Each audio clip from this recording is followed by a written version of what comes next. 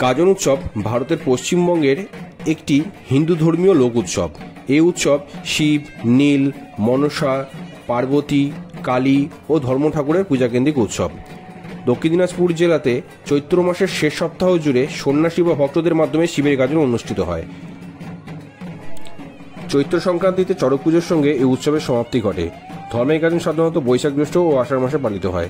চৈত্র মাস ছাড়া বছরের অন্য সময় শিবের গাজন অনুষ্ঠিত হলে তাকে হুজুগে গাজন বলা হয়। গাজন সাধারণত 3 দিন ধরে চলে। এই উৎসবের একটি অবিচ্ছেদ্য অঙ্গ হলো মেলা। আজকে এসেছি দক্ষিণ দিনাজপুর জেলার প্রত্যন্ত একটি গ্রামে। এখানে এসে দেখছি দুপুর থেকে বিভিন্ন রকমের গাজন উৎসব হচ্ছে।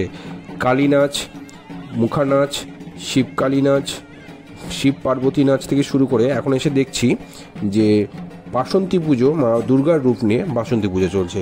এখানে জ্যান্ত মা দুর্গাকে সাজিয়ে এবং এখানে মায়ের এখন পুজো করা হবে। হাজার হাজার মানুষের এখানে জমায়েত হয়েছে দুপুর থেকেই। চ্যানেলে অলরেডি প্রচুর ভিডিও দেওয়া রয়েছে এই উৎসবকে কেন্দ্র করে। এখানে যে ধরনের খেলাগুলো হয় আরও প্রচুর ভিডিও আসছে।